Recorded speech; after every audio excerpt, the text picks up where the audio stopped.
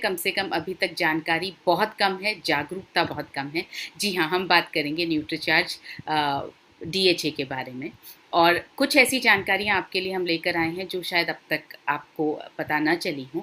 तो आप कॉपी और पेन एज़ यूजुअल लेकर बैठें ताकि आप उन्हें नोट कर पाएँ और ये देख पाएँ कि ये सीख पाएँ, ये लिख पाएँ कि हम अपने कस्टमर से बात अब किस तरह से करेंगे, किन पॉइंट्स पर हम इस प्रोडक्ट को लेकर बात कर सकते हैं। तो आइए हम शुरू करते हैं। यहाँ पे आपको कुछ नाम ऐसे दिखाई देंगे जैसे एल्बर्ट आइंस्टाइन, जैसे आइजैक न्यूटन, जैसे आर्यभट्ट, जैसे श्रीनिवास रामानुजन, जैसे मैरी क्यूरी, जैसे के सिवान।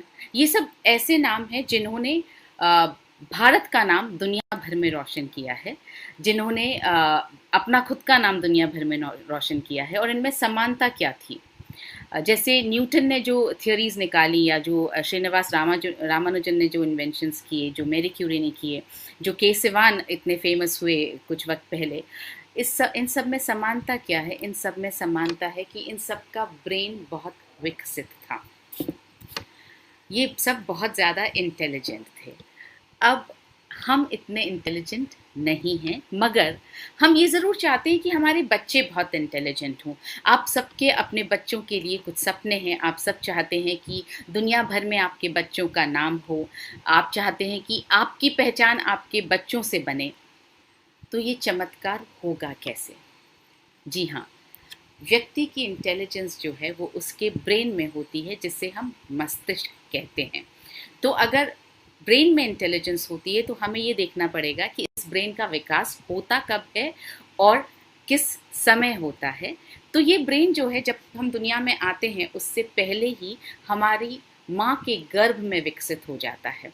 वैसे तो हमारा पूरा शरीर, सारे अंग माँ के गर्भ में ही विकसित होते हैं, मगर ब्रेन का विकास जो है वो 70% विकास जो है वो माँ के गर्भ में हो जाता है। इसका मतलब ये हुआ कि अगर बच्चे को इंटेलिजेंट बनाना है तो हमें जो कुछ भी करना है वो उस समय करना है जब बच्चा माँ के गर्भ में है, क्योंकि जैसा मैंने आपको बताया 70% विकास तो माँ के गर्भ में ही हो जाता है। डिलीवरी के बाद, यानी पैदा होने के बाद, जो बचता है वो सिर्फ 30% ही बचता है। तो माँ के गर्भ में वो क्या चीज़ है, वो कौन सा पोषक तत्व है जिससे होगा बच्चे का पूरी तरह से अच्छा ब्रेन का विकास, यही हम समझ रहे हैं। तो पिछले कुछ वर्षों से बहुत से शोधों ने बताया है कि ब्रेन के लिए डीएचए बहुत ज़रूरी है। और आप चाहें तो आप खुद भी गूगल कर सकते हैं, देख सकते हैं। गूगल पर आप किसी भी तरह से टाइप करें role of DHA in brain development, role of DHA in development of baby's brain, baby brain and DHA, baby brain's development and role of DHA. आप कुछ भी टाइप करेंगे आपको गूगल ये ज़रूर दिखाएगा। बहुत सारी रिसर्चेस, बहुत सारी साइट्स ऐसी खुलेंगी जिसमें ये कहा जाएगा कि डीएचए जो है वो शिशु के गर्भ में जब विकास होता है उसके ब्रेन का, उसके लिए बहुत ज़रूरी है। तो डीएचए एक ऐसा मॉलिक्यूल है जो ब्रेन में 3 तरह के काम करता है, और ये तीनों काम आपके लिए बहुत काम के हैं ताकि आप भी समझ पाएँ और आप जिसे समझाना चाहें उन्हें भी समझा पाएँ। इसलिए मैं आपसे रिक्वेस्ट करूँगी इन तीनों को आप नोट करके रखें कि डीएचए हमारे शरीर में कौन से 3 काम करता है।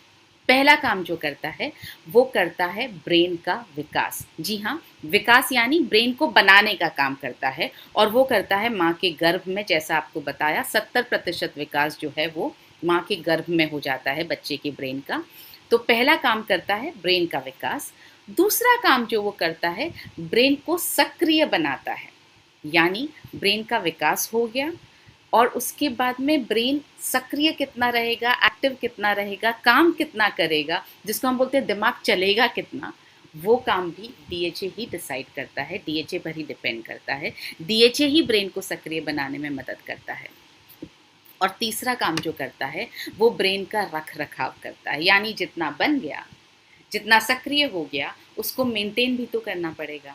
जैसे जैसे उम्र बढ़ती है हमारी याददाश्त कम होने लगती है, हमें एल्जाइमर्स, डिमेंशिया, इस तरह की बहुत सारी प्रॉब्लम्स आपको आजकल सुनने में आती होगी, जो न्यूरोलॉजिकल डिजीज़ेस जिनको बोलते हैं, जिनको न्यूरोलॉजिकल प्रॉब्लम्स बोलते हैं, वो होने लगती है। तो क्या एक बार फिर से रिवाइज़ करना चाहूँगी मैं आपके साथ में। पहला काम करता है ब्रेन का विकास, और मैं उम्मीद करती हूँ आप साथ-साथ में नोट कर रहे हैं इसको। दूसरा काम करता है ब्रेन को सक्रिय रखता है, यानी डेवलप करेगा, एक्टिवेट करेगा, और तीसरा काम करेगा मेंटेन करेगा। So it develops the brain and it activates the brain and it maintains the brain. तो अब सवाल ये है कि जब हम डेवलपमेंट की बात करते हैं, और जैसा हमने कहा कि डीएचए को बच्चे को उसी वक्त दिया जाना चाहिए जब वो माँ के गर्भ में है, तो एक गर्भवती महिला को रोज़ाना कितने डीएचए की आवश्यकता है? शोधों के अनुसार, रिसर्चेस के अनुसार, एक गर्भवती महिला को रोज़ाना 400 mg डीएचए चाहिए होता है। ये बहुत सारे रिसर्चेस से पता चला है। ताकि क्यों चाहिए होता है? क्योंकि 400 मिलीग्राम रोज़ाना डीएचए जब उसको मिलता है तो उसके मस्तिष्क का, उसके ब्रेन का समुचित निर्माण होता है। तो कौन-कौन सी रिसर्चेस हैं? विभिन्न देशों में ये रिसर्चेस हुई हैं जिन्होंने ये साबित कर दिया है कि गर्भावस्था व स्तनपान की पूरी अवधि के दौरान, यानी दूध पिलाने की पूरी अवधि के दौरान, माँ द्वारा प्रतिदिन 400 मिलीग्राम डीएचए का सेवन बच्चे के समुचित निर्माण के लिए ज़रूरी है और माँ की आवश्यकताओं की पूर्ति में भी लाभदायक है। जैसे स्विट्ज़रलैंड में जो रिसर्च की गई, उसमें ये पता लगा कि गर्भवती माँ के 400 मिलीग्राम डीएचए के दैनिक सेवन करने से गर्भ में पल रहे व जन्म के बाद नवजात बच्चे के मस्तिष्क में डीएचए तेज़ी से जमा होता है और मस्तिष्क के निर्माण में महत्वपूर्ण भूमिका निभाता है। इसी तरह से जो अमेरिका में रिसर्च की गई, उसमें ये पता चला कि पेट के बच्चे व नवजात शिशु के लिए माँ के द्वारा डीएचए की पर्याप्त आपूर्ति उसके मस्तिष्क के सर्वोत्तम निर्माण को सुनिश्चित करती है। इसी तरह से इंग्लैंड की रिसर्च में ये पता चला कि गर्भावस्था व स्तनपान के दौरान माँ द्वारा डीएचए के पर्याप्त सेवन से बच्चे के सिर का जो आकार है और उसकी चीज़ों पर ध्यान देने व समझने की जो क्षमता है वो बढ़ जाती है। तो जो सिर का आकार बढ़ता है, कंसंट्रेशन जो है वो बढ़ जाता है, समझने की क्षमता भी बढ़ जाती है। ये जो डेनमार्क और इटली में रिसर्च हुई, उससे ये पता चला कि माँ से मिलने वाला डीएचए गर्भ में पल रहे बच्चे और जन्म के बाद नवजात शिशु के मस्तिष्क में तेज़ी से जमा होता है व मस्तिष्क के उचित निर्माण में उपयोग होता है। तो ये लगातार हर रिसर्च में ये पता चलता रहा कि डीएचए जो है ब्रेन के डेवलपमेंट के लिए बहुत ज़रूरी है, वो ब्रेन में जमा होता है और समुचित विकास के लिए ज़रूरी है। गर्भवती माँ को, ये इंडिया में रिसर्च हुई थी 2005 में, उसके हिसाब से गर्भवती माँ को गर्भस्थ बच्चे व दूध पिलाने वाली महिलाओं को नवजात शिशु के मस्तिष्क के उचित निर्माण के लिए अत्यंत आवश्यक डीएचए की पर्याप्त मात्रा रोज़ आहार में लेनी चाहिए। तो इस तरह से हमने समझा है कि बहुत सारी रिसर्चेज में पता चला है कि डीएचए ज़रूरी है और 400 mg की मात्रा में ज़रूरी है। देखिए क्या होता है बच्चे का, जब, क्योंकि 70% विकास तो ब्रेन में ही हो गया, अगर उस वक्त आपने डीएचए नहीं दिया तो ब्रेन पूरी तरह से शायद उतना अच्छी तरह से विकसित नहीं होगा जैसा आप चाहते हैं। और जब बच्चा पैदा हो जाएगा उसके बाद में तो आपके लिए वो इरिवर्सिबल है, आप वापस उसे पेट में डाल करके उसका ब्रेन बना नहीं सकते हैं। तो उसके बाद तो वो 30% ब्रेन ही बन पाएगा, आप कितना भी डीएचए दे देंगे तो भी वो 30% ब्रेन ही बना पाएगा या फिर एक्टिवेशन में काम कर पाएगा। मगर जो सबसे मेजर ब्रेन डेवलपमेंट जहाँ हो रहा है, 70% जहाँ गर्भ में हो रहा है, उस वक्त डीएचए पहुँचना बहुत ज़रूरी है और पर्याप्त मात्रा में पहुँचेगा तो बेहतर है। तो गर्भ में जब बच्चा माँ के शरीर से प्लासेंटा से जुड़ा होता है, जिसको हम गर्भनाल बोलते हैं हिंदी में, और इसी से सारे ज़रूरी पोषण वो प्राप्त करता है।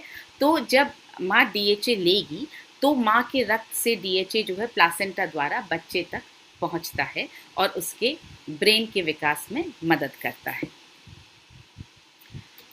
जन्म के बाद डीएचए कैसे मदद करता है? जन्म के बाद बच्चे को डीएचए माँ के दूध द्वारा मिलता है। अतः गर्भावस्था और दूध पिलाने दोनों की पूरी अवधि में गर्भवती महिला को 400 मिलीग्राम डीएचए का दैनिक सेवन करना चाहिए। इनफैक्ट जब प्रेगनेंसी शुरू हो या आप प्रेगनेंसी प्लान करना शुरू करें, तभी से डीएचए का सेवन शुरू कर देना चाहिए, क्योंकि आपने पिछली स्लाइड्स में समझा होगा डीएचए जमा होता है। तो जब डीएचए माँ के शरीर में जमा होगा, तो जैसे ही वो कंसीव करेंगी, जैसे ही वो गर्भवती होंगी, तो डीएचए जो है वो बच्चे को इमीडिएटली मिलने लगेगा। एक दिन की भी देरी बच्चे के दिमाग के विकास के लिए नहीं होगी डीएचए मिलने में। एक ये बहुत इंटरेस्टिंग रिसर्च कल ही मुझे नज़र आई। उसमें ये लिखा था कि 1000 बच्चों पर 18 वर्ष तक लगातार रिसर्च किया गया और ये पाया गया कि जो माँ की दूध में पाए गए पॉली अनसैचुरेटेड फैटी एसिड्स यानी विशेषकर डीएचए जिन जिन को मिला, उससे उन बच्चों की जो बौद्धिक क्षमता है, जो इंटेलिजेंस है, वो बढ़ा। तो ये देखिए, ये 18 साल की रिसर्च के बाद पता चला। बुद्धिमानी इसी में है कि जब किसी चीज़ पर रिसर्च हो जाती है और उसका हमें रिज़ल्ट पता लग जाता है, तो हम उस रिज़ल्ट को काम में लेकर अपने जीवन को बेहतर बना सकें। इसी को बुद्धिमानी कहते हैं। अगर आप ये सोचेंगे कि मेरे बच्चे पर रिज़ल्ट पता चलेगा या नहीं पता चलेगा, वो उसके लिए भी आपको उसके जन्म से लेकर के 18 साल तक तो कम से कम आपको कॉन्टिन्यूसली वेट करना पड़ेगा, देखते रहना पड़ेगा कि डीएचए लेने का रिज़ल्ट आया या नहीं आया। और सपोज़ कीजिए आपको किसी स्टेज पर जाकर के पता चला कि डीएचए नहीं लिया, इस वजह से नुकसान हो रहा है, तो उस वक्त आपके पास में रास्ता ही नहीं बचता है कि आप दोबारा से बच्चे को छोटा करके उसे डीएचए देना शुरू कर पाएँ। इसलिए मैं बार बार कह रही हूँ, ये डैमेजेस या ये जो डेफिशिएंसीज हैं, ये इरिवर्सिबल हो जाती हैं। अब सवाल ये कि ये डीएचए मिलेगा कहाँ? माना ये जाता है कि फिश ऑयल का सेवन मस्तिष्क के निर्माण में सहायक है, क्योंकि फिश ऑयल में डीएचए होता है, ऐसा माना जाता है। तो वैज्ञानिकों ने जो क्या किया कि लोगों की सुविधा के लिए फिश से फिश ऑयल निकाला और सिद्ध किया कि उसमें भी मस्तिष्क निर्माण में सहायक ओमेगा तत्व होते हैं। और ओमेगा तत्वों में मुख्य है ओमेगा 3। 3 तरह के ओमेगा तत्व आपके सामने हैं, ओमेगा 3, ओमेगा 6, ओमेगा 9। ओमेगा 3 जो है वो सबसे महत्वपूर्ण है और ओमेगा 3 के भी करीब 11 टाइप्स होते हैं। उसमें से जो 2 टाइप्स हैं वो सबसे महत्वपूर्ण हैं, वो है डीएचए और ईपीए। और डीएचए इनमें से सबसे महत्वपूर्ण है। जहाँ तक ब्रेन के विकास का सवाल है, उसमें डीएचए सबसे ज़्यादा महत्वपूर्ण भूमिका अदा करता है। अब सवाल ये उठता है कि क्या फिश ऑयल ही लेना पड़ेगा तभी माँ को डीएचए मिलेगा या कोई और तरीका है? क्योंकि मांसाहारी लोग तो डीएचए ऑयल ले पाएंगे, फिश ऑयल ले पाएंगे, मगर जो शाकाहारी लोग हैं वो नहीं ले पाएंगे। कई बार ऐसा भी होता है कि ये माना जाता है फिश ऑयल नहीं तो एटलीस्ट फ़िश तो खाई जा सकती है। जो लोग फ़िश खाते हैं वो भी रोज़ नहीं खाते हैं और यहाँ हम कह रहे हैं 400 mg डीएचए आपको रोज़ाना चाहिए। तो सप्लीमेंट के द्वारा जो सही रूप में जो डीएचए, एलिमेंटल डीएचए, बिना अशुद्धि का डीएचए जो आपको चाहिए, वो सप्लीमेंटेशन के द्वारा लेना सबसे ज़्यादा समझदारी का काम है। आइए समझते हैं कि क्या फिश ऑयल से ही डीएचए मिल पाएगा या और कोई तरीका है। अब भारत जो है मुख्यतः शाकाहारी देश है और गर्भावस्था और दूध पिलाने की अवधि के दौरान तो ज़्यादातर महिलाएं जो हैं वो शाकाहार लेती हैं, जिसमें डीएचए उतना नहीं होता है।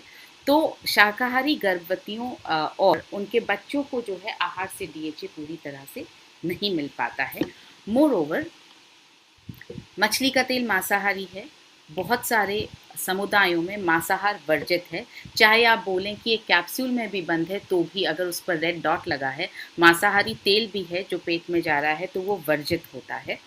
बहुत सारी गर्भवती महिलाएं जो हैं गर्भावस्था के दौरान शाकाहार अपना लेती हैं, क्योंकि उनको मांसाहार या तो पसंद नहीं आता या धर्म की वजह से अपना लेती हैं या मांसाहार से उन्हें दिक्कत होने लगती है। उसकी स्मेल से, उसकी जो उसमें जो तीखी गंध होती है उससे उल्टी होने का खतरा रहता है। तो बहुत सारे कारण हैं कि महिलाएं जो हैं वो शाकाहार अपना लेती हैं। और इसके साथ साथ मछली के तेल में जो है कई हानिकारक केमिकल्स होते हैं जो प्रोसेसिंग के वक्त नष्ट नहीं हो पाते हैं। और ये केमिकल्स जो है मछली के शरीर में जितना भी पोल्यूशन आजकल हमारे पानी में, ओशन में, नदियों में है, उससे मछली के शरीर में आ जाता है और वो केमिकल्स, वो सारा पोल्यूशन मछली के तेल में भी आ जाता है। और अगर एक गर्भवती महिला के शरीर में ऐसा हानिकारक तेल पहुंचेगा तो सोचिए वो न सिर्फ उसके शरीर को नुकसान पहुंचाएगा बल्कि होने वाले बच्चे के शरीर पर भी वो नुकसान पहुंचा सकता है।